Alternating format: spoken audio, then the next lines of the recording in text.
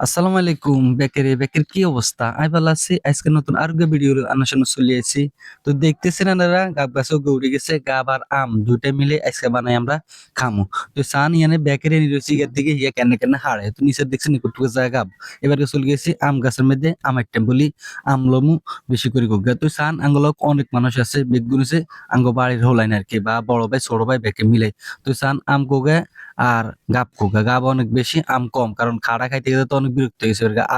আম কোগা মিলে গাবের লগে খাবো। তো সান আর ভাইয়া আছে, আরো অনেক মানুষ আছে। আমরা সিলেটি লইছি। আর হাতের মধ্যে যে কৌটার মতো যেটা দেন এটা হচ্ছে মেশিন। এটার মধ্যে কুচি করে মেশিনের মধ্যে হলি লইব আরকি। তো দেখছেন নি গাব কতটুকু জায়গা। একজন একটা করে কেউ মুখ কাটি দেয় আর কেউ ইয়ে করে। আর লগে আচারও দিমু। গাব আম ২ টার লগে আচার দিমু। কারণ এই কয়দিন গোস্ত খাইতে গেলে তো বেগে বিরক্ত হয়ে গেছে। এবার বাড়ির ব্যাকে চলে এসে কয়েকটা কিছু কর। তো আমি তো এগুলো সবসময় করি। বানাই টানাই মানষেরে একেবারে হামালি-উমালি করে খাওয়াই দেই। তো চান এর মধ্যে ওসমান ভাই আছে, আঙ্গো বড় ভাই বা আঙ্গো নেতা কাকাও আছে। কাকু হইছে মসলিউদ্দিন কাকা। ব্যাকে হয়তো চিনবেন আবার কেউ চিনতেনও না।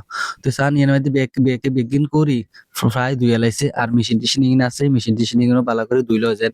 ময়লা আবর্জনা না থাকে আরকি। ব্যাকে কোরবানি গরু খাইতে আর ভাল লাগে না। এবার বানায় টানায় খাইবো। তো চান হলে কেন ব্যাকে এক্কারে হলে এক্কারে গুড়া করে লিখে দেখছেন বেগিন। কি সুন্দর লাগে হলানো হরে। হলানো হরে আচার ইগিন মরিচ তারপর লবণ-টবণ বেগিন দি লইছি খানার লাই বলতে আরকি। তো না কইতে বেগুন পাগল হয়ে গেছে খাইতে বলি দেন না। আমি কিন্তু হলে আনা মুখও দিনো। কিন্তু বেগুন টানি টানি লই শেষ করে লেছে।